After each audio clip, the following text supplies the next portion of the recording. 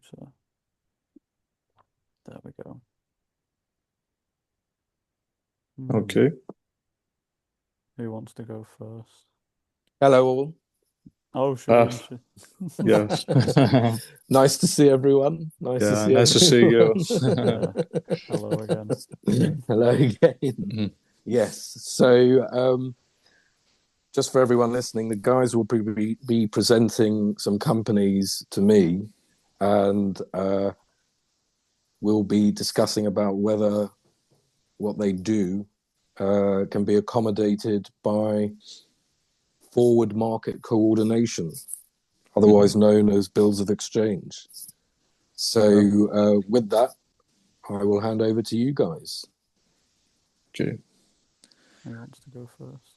Well, I found two companies. Okay. First, the one is a supermarket chain, a local chain here, which is located in several cities here in Greece. And I chose it because I think that it's not amenable to the bills of exchange for now, but it might be in the future, who knows. Well, the fact is that I agree with Sandeep's view of the companies working in another manner other than they should be working, because everything he said about every employee is actually like working in a factory, in a sense that it doesn't. How many employees does it have, Nick? How many employees? Well, it has 39,000 employees, 39. but it's in all the cities. It's not only located in one city. Okay. It has 537 points in all of the country. Right. So it's very wide. It's one of the biggest. And what revenue does it have? In a turnover. Yeah. Let's say. Yeah. Well, the last 3 years was 2022 was roughly 4.5 billion euros. 4.5. Okay. So Yeah. it's like Sainsbury's here in the UK. Yeah. Okay. The next year, 2023, it was a bit up, 5 billions roughly. And the last year was 24. It was 5.5 billion, roughly 5.56, let's say. But so it's going higher. Yeah. But I don't know how to explain. I have not studied their sheets. So you don't think as it is, it can't be done by bill of exchange as it is?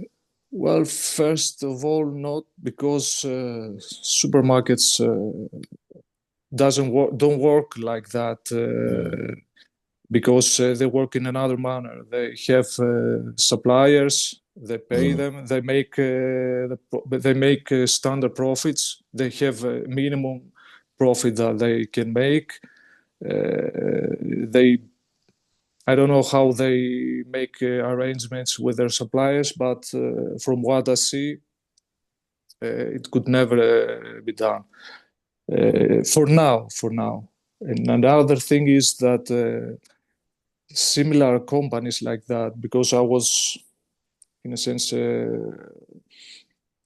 working in another company similar to that, not a supermarket chain, but a toys company, which is working in the sense that it makes imports from mostly from China in a very, very minimum price. They sell them here, but what it not bothers me. I don't know how to explain that. It's that those companies don't work in the way they should work, and I see that their managers, owners have other views of how the market should work or how the revenues should come. If they are very big in this level, they are big in this level. I think they are working to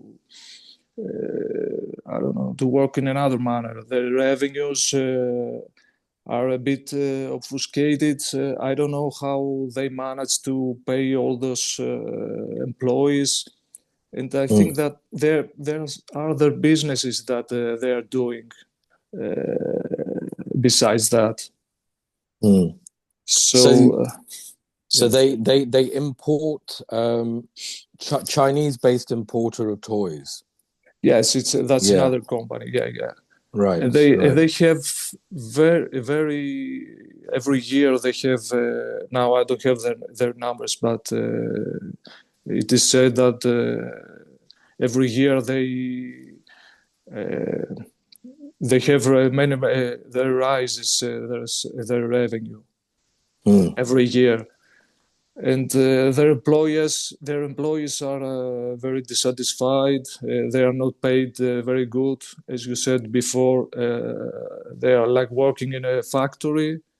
They are just like workers, and the owners of those companies. I think that I don't know how they make all their profits. I don't know what is their goal to please their clients with their products or something else, because I can see all of this, how it works with the supermarket chains. I think that I was going to say that they're quite similar companies in the way that they deal with their suppliers and they expect a sale, a markup, and all of that. Yeah. So back to the supermarket, the owners of the supermarket have 125. Each employee generates 125,000 euros in turnover. Now, if you said to each employee, would you like to set up your own business and I'll give you 125,000 euros in contracts, they'd rather do that. I think, yeah, exactly. They are working with basic income, how it's called, the lowest wage. Yes, the minimum wage. Yes. Exactly. So 125,000 euros. Okay. If they understand it from that perspective, which I don't think they do. I mean, most people don't look at sort of these kinds of metrics. So I think they'd be shocked. Yeah. And they'd be especially shocked when they appreciate that the way that the directors think about them in their entirety, all 39,000 people, is that I can take some of that away and the 5 billion revenue won't change much, but then I'll get to keep my Ferrari maintenance, or private school fees, or something like that. And the fact is that they could start their own business because they have all this knowledge, because it's them that are working dealing with the suppliers every day. Yes. They close their cashiers every day. They treat their cash money every day. They have all the knowledge that they want to run a business. They do, and I think with both of these companies, we can conclude that the way things are done, it's not really amenable to forward market coordination. You can't do it like this, but it's not difficult to get it, to change it into bills of exchange, to forward market ways of thinking. But this is like the supreme example of being an employee in a factory, rather than working as an individual in conjunction with each other. What do others think? Charles, Chris? Yeah, yeah, I agree. I mean, without knowing how they currently, deal with their suppliers, it's hard to say whether they could or they couldn't coordinate that in a fairer way. If it's really messy and it just relies on, bidding really low and just, I don't know, just the kind of stuff that they do in England with supermarkets, then yeah, I think it's difficult. It's difficult, and I just think we've discussed before, like the whole model of supermarkets and having things on a shelf that aren't already allocated. I think it doesn't lend itself to that. It doesn't lend itself. No, we'll just take their space and Unless the rearrange shelves things. were just filled with quotations. Well, it could be.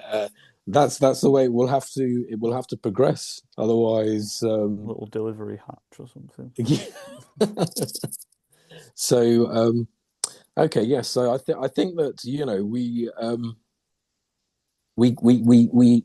we could see this but not in its current form for bills of exchange. Yeah. So let's leave it at that and move on to Charles. Sorry, Nick, did you want to say something? Yes, and this is the most sane, as they call it, supermarket chain. The other ones, which had they pretty much the same revenue, they work in a very worse manner, because even during the COVID era, the other ones, they got many they lend much money from the banks, and they couldn't coordinate their supplies, their stock, and they were not as sane as this one. So imagine the other ones are worse in a matter. Right. And do you know? So these are all publicly traded in Athens, on the Athens Stock Exchange. I think yes. There are 3, 4, or 5 the biggest ones. Yeah. Okay. So it's similar to the supermarkets here. The shares will be owned by pension funds, and the pension funds will be only holding on to them insofar as they keep on paying dividends. Yeah. And the cash with which you're paying dividends, you could also, and they are, buying their own shares with to keep the share price up. Yeah. So there'll be a choice at some point: do I pay the dividends or do I buy the shares? And then pension funds will be quite apprehensive to hold those kinds of things, because they rely on dividend payments. They don't speculate on the capital value of shares like hedge funds do, or they shouldn't. So they'll just sell the entirety. They don't care what price they get. Charles, shall we move on to your companies? Yeah, well, I'll be honest, I've only got one, but I feel like it's Okay. it's enough to. So and also it's not the one that I looked at isn't publicly traded, but it's basically like for like, any other. It's a electricity supplier in England, retail, and mainly retail, so like household stuff like that, but they do a bit of supply businesses as well. So their revenue for 2024 was 12.4 billion. Their employees as of 2024 were 11,000. Yeah, I mean, I can tell you how many customers he's got, but I don't know. I mean, to be fair, Yeah, that's go not. on. Yeah, they've got, so as of 2024, 7.95 million customers. Okay. That's like a tenth of England. That's a tenth of Great Northern. Yeah, they are currently the largest supplier of electricity in the UK. Is it like a squid? Is it like a Squid squid, is this very company? similar to it, yeah, I very see. similar. I see.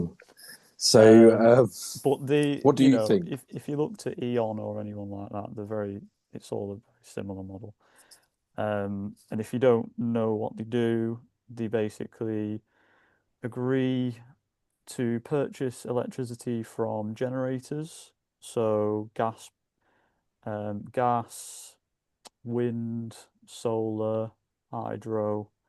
They agree prices with them, and then they also then sell contracts to anyone that wants to buy electricity. Um, Anywhere 6 months, 12-month contracts, up to 3 years, probably. What do I think? Whether at this moment, I think they could be. I think they could be, but again, I don't know whether they would exist. I think the market could be coordinated in this way, but I don't know if this particular middleman basically would would exist. Mm. But I do think So, the supply, the exchange or the forward exchange of electricity could mm. be coordinated. So I imagine they don't purchase electricity on a 6, 12, or 3-year basis. They purchase it on a So much shorter basis, don't they? what they will do is they'll typically, depending, and this varies depending on sort of the risk appetite in inverted commas of who, the different companies that you think about, but they will probably purchase their base load for 12, over the year. And then any peaks, they'll then look to try and buy them from the wholesale market on Right. day ahead or something like that. Base load paid for. But yeah, Uh, and that's usually via just like a power purchase agreement. So mm, if you have 1,000 solar panels and you think you're going to generate a gigawatt a year, they'll say mm, we'll buy a gigawatt a year off you for this much per kilowatt hour. And they'll probably do that up to their base load. So that's the amount of electricity that they safely know that they're going to get bought or is going to be taken from them, if you will, every year. mm, And then mm. yeah, anything above or below that, they'll play with. They'll So you trade. don't think it can be done by forward market I coordination by think it bill? can. I think it can. I just think yeah, I haven't developed that enough in my head to like logistically how that would work. But I think it can just peer to peer, as Mm. yeah, I think that can happen. I think if we It's think about how electricity is used at the home, mm, if you can say that, on a daily basis, I'll be using X kilowatt hours for this many showers, this many cups of tea, yeah, blah, blah, 10, blah. 10, 20 kilowatt hours probably. Yeah, you know, then, and you say, okay, I'll be doing that day in, day out, day in, day out. The question arises, and then your supplier will say, okay, I'll get that funded. What happens when you don't want a day? What do they do with that Yeah, Do you see what I mean? so that's so what you end up with a a curve, a demand curve in a way. As a someone that's importing electricity, you've got no Mm, generation on your property at all. You're just importing. You have a demand curve, that will be based on historical data. So you've collected, you've seen on a half hourly basis. This is just how it's done at the moment. I'm not saying it should be how it's done going forward, but on a half hourly basis, if you've got a smart meter, they will know how much electricity you use in every half hour. And in winter, it might be higher, summer, it might be lower. And throughout the day, there'll be a curve that you'll be able to see. And then these companies at the moment rely on software basically to predict the weather, all these kinds of things, mm. and then match that with the different generation, sources of generation essentially. And then whatever's left So they're over, relying on, yeah, they just go to the they're wholesale relying on a market. computer forecast. Exactly, exactly, No, how could exactly. that go wrong? Because the reason because they're doing it for 8 million customers, Yeah, which to exactly. me is just unnecessary. Yeah, One person shouldn't be, the electricity market shouldn't rely on a private company doing these complicated calculations no, for 8 million different people.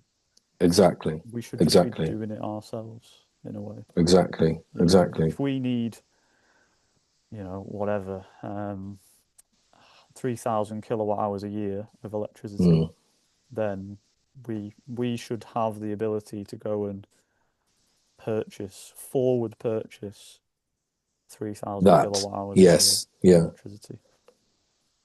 But you wouldn't be because able to do that through Octopus. Sorry, I shouldn't have said the name. But yeah, yeah. um, that's it. It's if you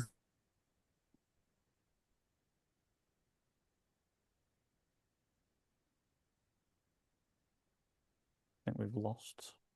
Yeah.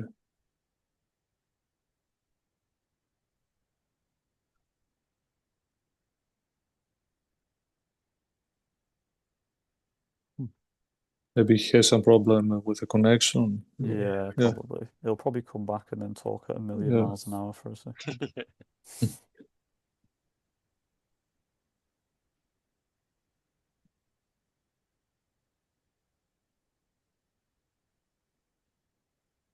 Is he in? You can see.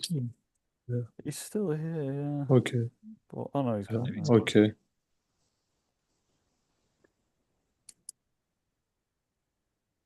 think he'll pop back in.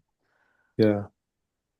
But yeah, what do you think about the electricity I think it's a really good example to use because I think we've sort of touched on the solution there as well, about how we can do things better, which I hadn't really thought sorry about that. I don't know what happened. Okay. It's all right. We lost Sorry. you. When did we? Yeah. What were you saying when you froze? From the beginning. Yeah, basically. Yeah. Sorry about that. Is it not recording anymore? It's recording. You just froze for Oh, a it is. second. Oh, right. Okay. Right. Okay. Yeah. Is if everyone went on holiday, what are you going to do with 8 million people's worth of? Do you turn the power station off? Or do Sometimes you? they do. Yeah. The price goes negative sometimes. Well, there you go. So There you go. So that imagine having a negative share price in your portfolio one day. So it's not even one day. The price goes negative probably every day at some point during the day. That's very interesting. I think that work needs to be done on. In principle, it can be done by bill. But it's the way that it's organized right now. You think about the average person for these 8 million people, and then you get a computer to do a calculation. So it's one set of errors followed by another set of errors to get a compounded set of errors. And, that's not going to work. Well, From my perspective, I've just got, it doesn't work. No. We can say what we want that uses electricity on a day-to-day basis, and that gives us the amount of electricity that we'd need. But you can't expect us to be regimented in sticking to that. No.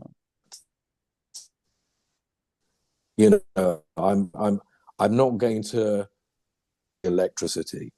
So this is the kind of thing that we have to sort of, but in principle, yes. In principle, but again, like the supermarkets, not as it is. No. Not as it is. Chris, over to you. Yep.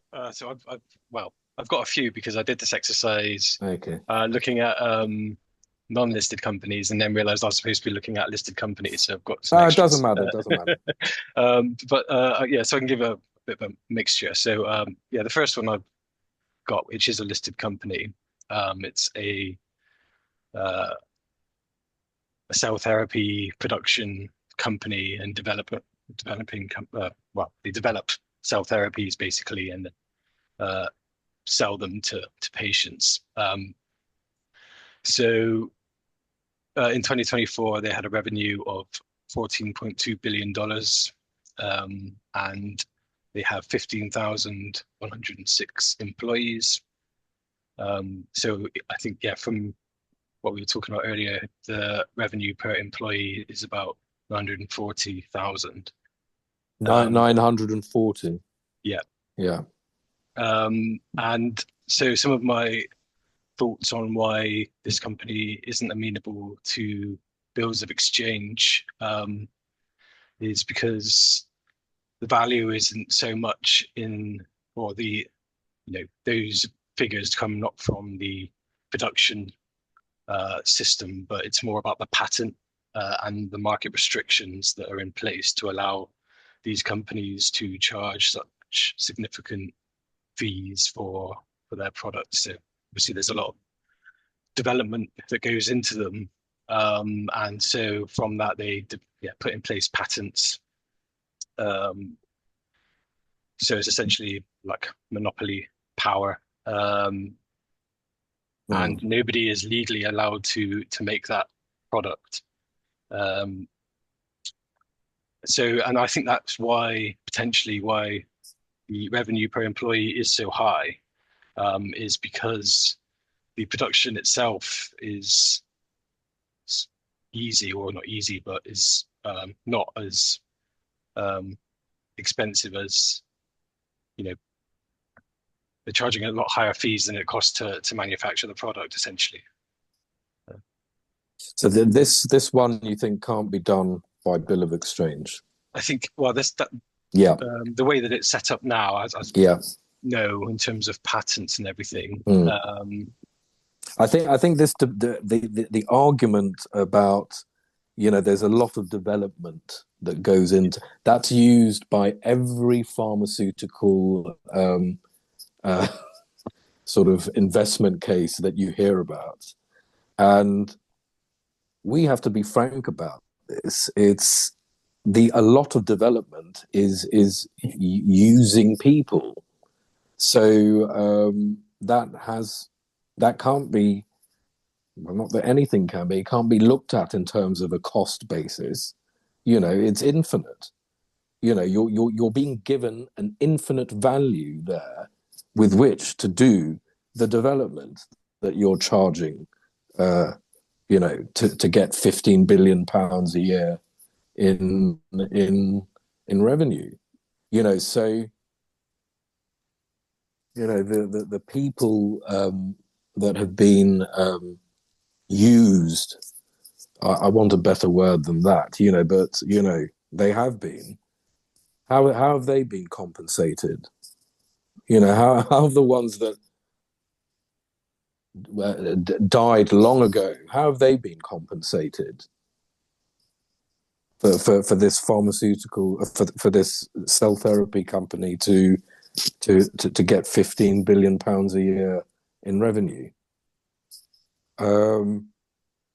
So that's sort of like, you know, the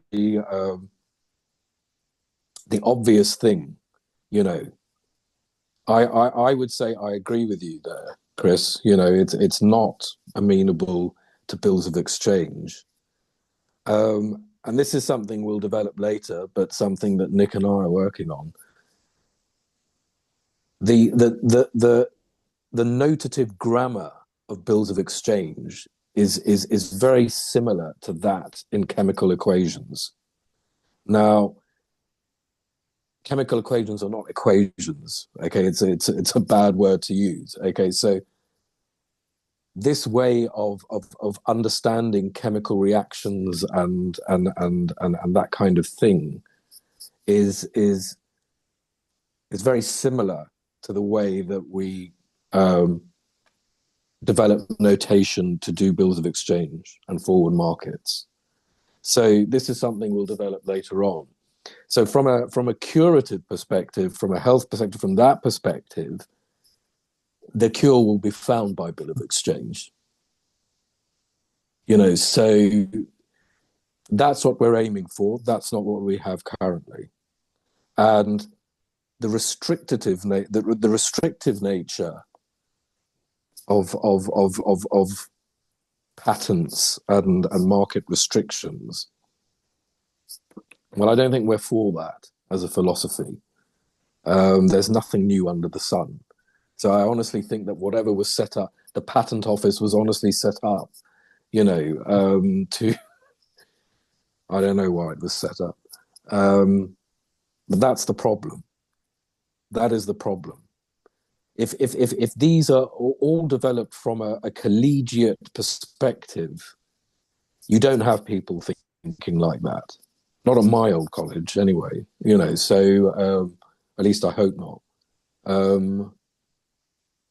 Collegiate ways of thinking exclude concepts such as patents and market restrictions to get revenue.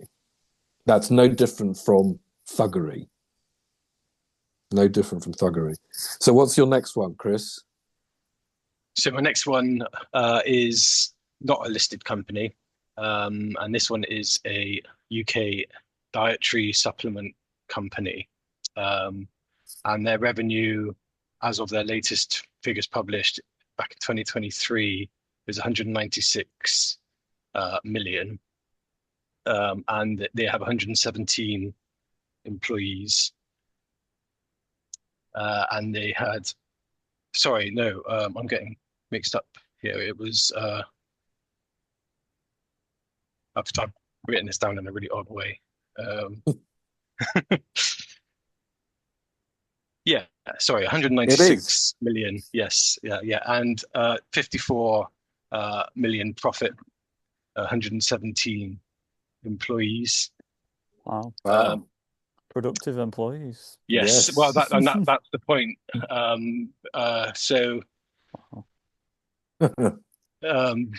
Because all of this is marketing, essentially. You know, they're manufacturing occurs through contract facilities and sold through intellectual property again. And the reason I feel like, well, that's obviously one reason why I feel like it's not amenable to bills of exchange, but also the fact that they're promoting their supplements to people who are anxious about their diet. They're told that diet alone isn't sufficient and you need to supplement, instead of finding solutions within promoting healthy food and whole food and everything like that. And so yeah, their employee productivity is high. But that's purely through markup. There's no sort of and it's I guess not sourced in an equitable way. where they're importing these products from. So that was my second company. Sorry. Yeah, sorry, go on, I Chris. was going to add some additional detail that I found.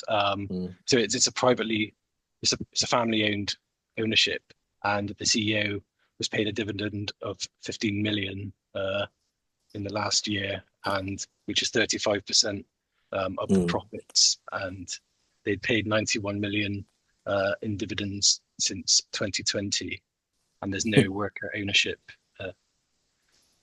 Wow. Yeah. That is a true factory, isn't it? And what's that? A dietary supplement company? Yeah, like vitamins, stuff like that. Wow. Yeah, you would have heard of them.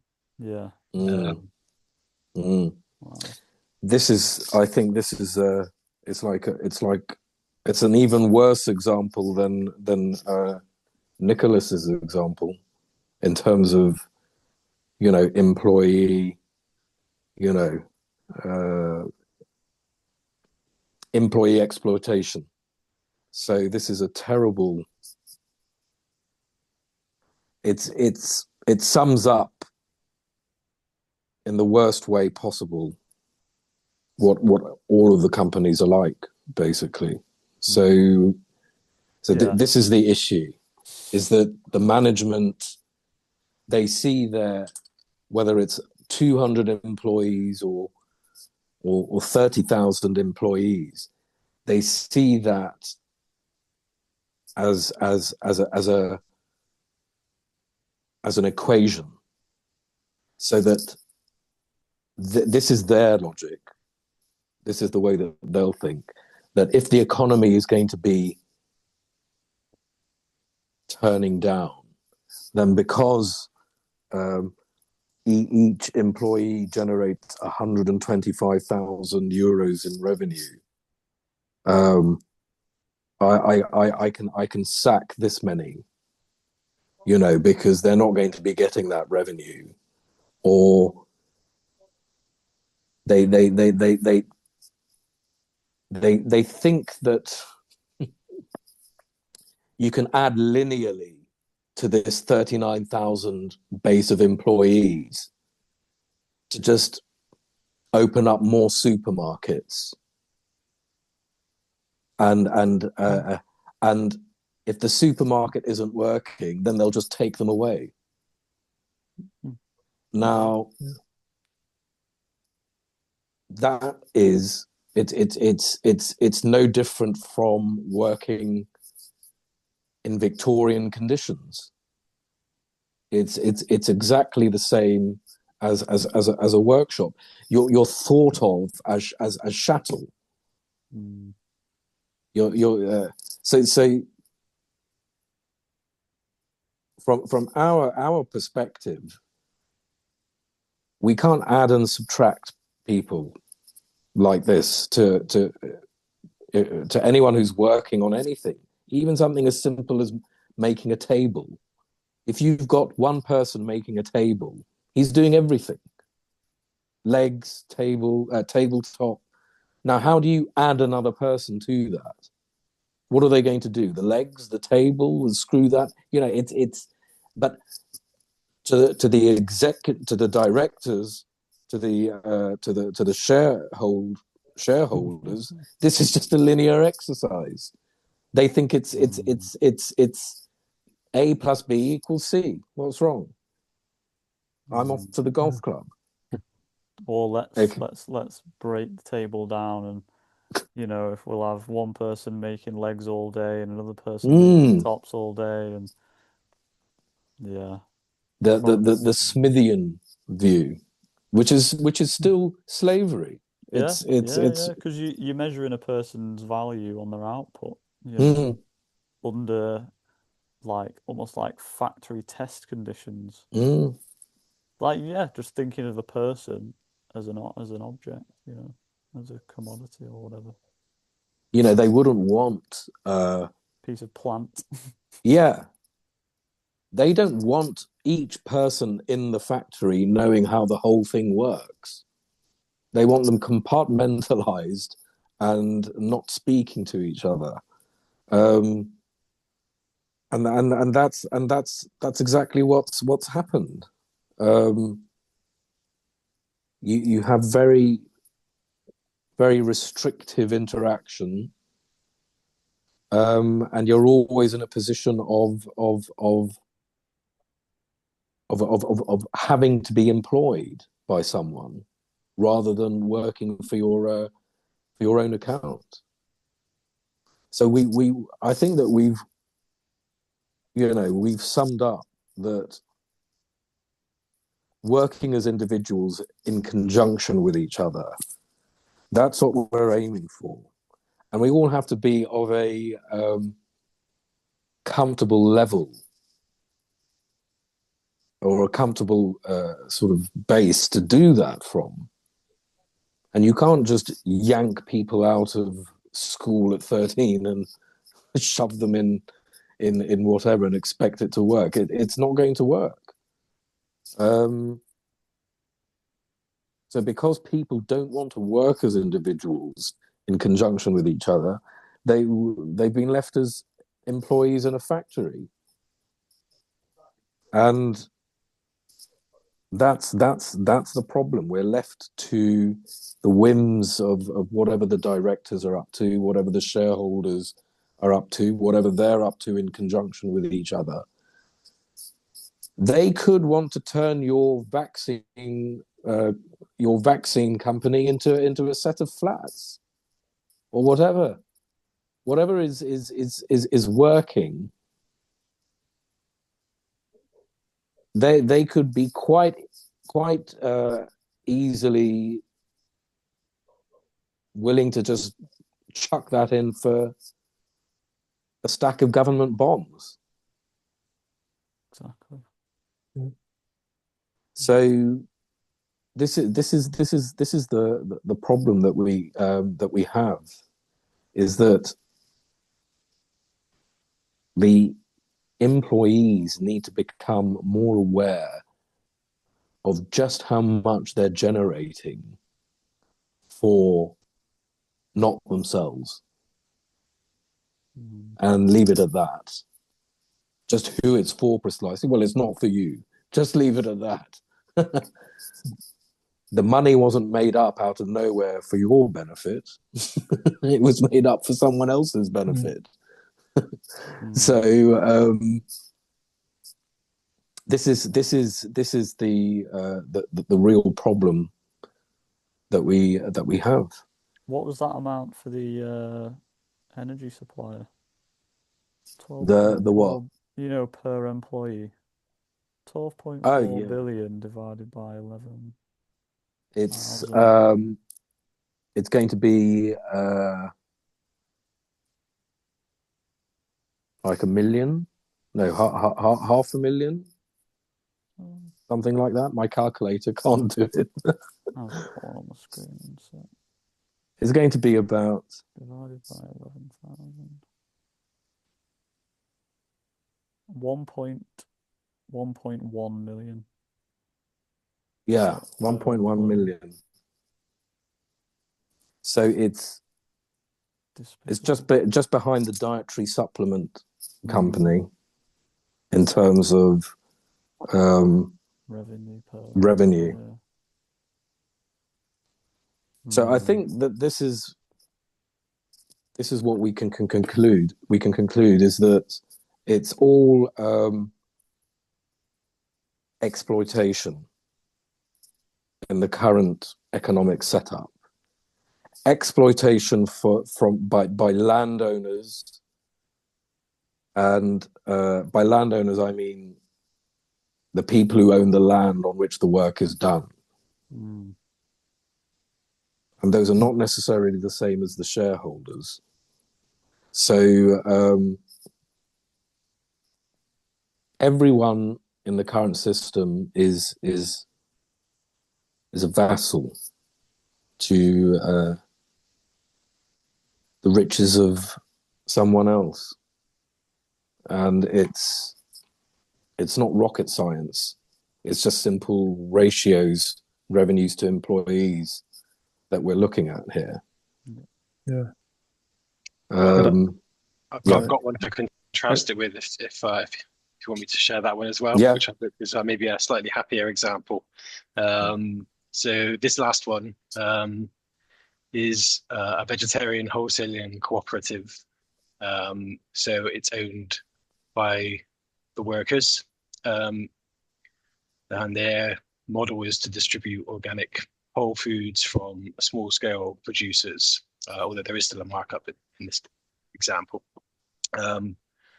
which addresses obviously access issues to healthy food and equitable sourcing, and all of the surpluses are reinvested or shared equally among the members.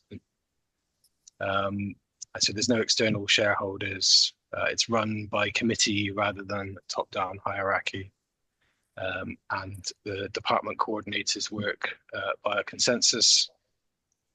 And yeah, my last note is that it's community wealth building over offshore extraction, and it promotes things like good soil health and things like that. And their revenue is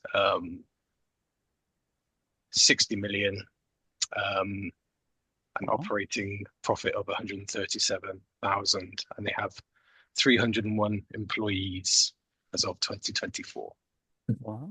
So like, okay, so 500,000. Again, very high. Well, I think that coordination of fruit and veg growing can be done by forward mark. We've established that, I think, and it's nice to see that done in a more in a larger way. But we still have the essential problem of growing here is that each individual can grow a lot more than they would need to consume on their own basis. Now, that's completely a different proposition to asking someone to grow a field of wheat. They can do that. The difficulties of growing a field of wheat, of growing anything exposed, are obvious, unless it's happening naturally without sort of annual, planting the seeds, tilling, and all of that. It's not necessary.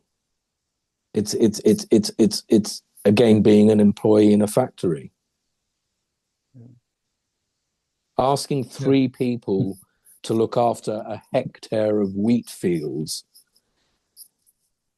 is not the same as an individual growing from the comfort of home in their garden. They can do a lot more from that perspective than getting people to toil in some field somewhere. So this is something that affects everyone. Obviously, we have to eat on a daily basis. We can't expect people, and we shouldn't expect people, to be toiling in some field in Kent or Rajasthan for your sandwich. So what Chris has highlighted here is the way that we need to be going and thinking, versus the factory, the employee in a factory model. So I think that we can conclude, guys, that most of these can't actually be as they are. They can't be done by bill of exchange. They can't be done by forward market coordination, not because of what they do per se, but because of the workers enslaved to do it for them, they haven't been properly accounted for. And because of that, there are issues with not because of what they do, but because of how they're doing it. And it's not insurmountable. So that's what we should consider for the next time. How do we get them to change? What do we need to make clear so that changes begin to happen, and not from the directors of the employees, but from employees themselves, and directors and shareholders be darned. So what needs to be done? So from my perspective, banks and insurers what they're doing cannot be done by bill of exchange. Okay, what is an insurer doing? An insurer is taking a premium for an event, but if you aggregate all of the events and the premiums, you'll see that some of the events must not happen for payouts in the other events to be valid. So obviously this can't be done. It can't be done by mathematics. Forget about going into bill of exchange. Okay. And what does a bank do? Well, a bank is keeping your holdings of government bonds. Those are your treasury bonds. Those are your gilts. Now, if you want to transfer them to someone else, that's what they're enabling. They're not doing anything more complicated than that. So why would someone be holding bill? Well, there'll be no such things as treasury bonds in the world to come. That will have been cancelled. So banks and insurers, which make up a large part of the the GDP or whatever.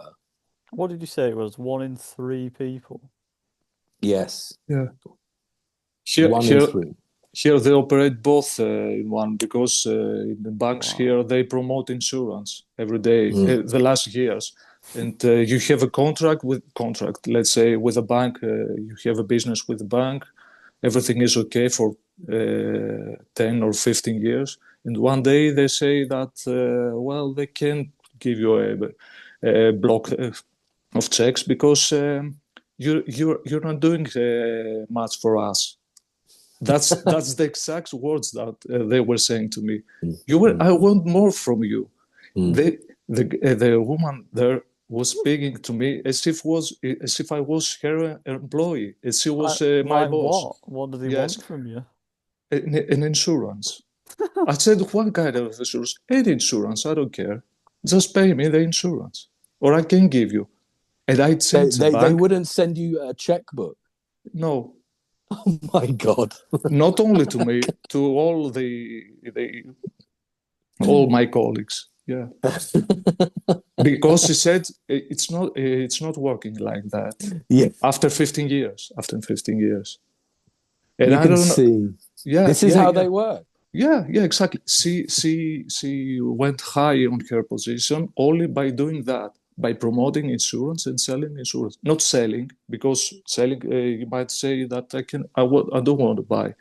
They they put you in a pistol on the head. If you don't pay for insurance, I don't give you a block check. Insurance of what? Like, what are they insuring? Well, life insurance. Anything. Anything. God. And the thing is that I had already an insurance for my house, paying to them. And they wanted another one. So you can see how they operate here. Insurance inside the banks. I thought you were going to it's say the that worst. It's the worst thing. they wanted you to insure your bank account or something like that. No. Completely unrelated. Yeah. Completely unrelated. Yeah. Even if you lose your card, 2 years ago, 3, I lost my card. No, it was a scam from another country, and the guys who work in the electronic crime, they called me immediately. They blocked them, so there was no trouble. And they blocked all my accounts and said that I have to destroy all my cards and get new ones. The next day, I went to the bank to get another card. And they say they were not treated me very well until they saw what client I was. Then they were very kind to me. And then they said they can give me a card, but it will take a month or so. I mean, I have to pay my checks. I have to obligations to my suppliers. I can wait a month. They say if you can't wait, you can take a card from. He put it out from his desk, but you have to pay an insurance for a year. So he obligated me to get an insurance for a whole year if I wanted it right now. Unless I would, if I didn't want that, I would have to wait for a month. Surely that's illegal. No, nothing is That's illegal like out here. of the. Yeah. That's like out of a Hollywood movie. That's crazy. That's the normal here. How banks work. It's incredible. Apart from that, they are only the cashiers from the state. They are the cashiers from the state. You pay all your taxes there. If you don't have the state has to, every government knows your bank account. It can see it every day if he wants without any problem. Banks with insurance and the government is one thing here. Yeah, sadly, it's one thing. It's one thing. Yeah. That's well, you've summed up why it can't be, it can't be done by bill of exchange. Obviously, being a thief can't be done by bill of exchange, and it's. I'm going to take your watch. Blackmail. Yeah, it's exactly blackmail. It is. Yeah, a plain blackmail.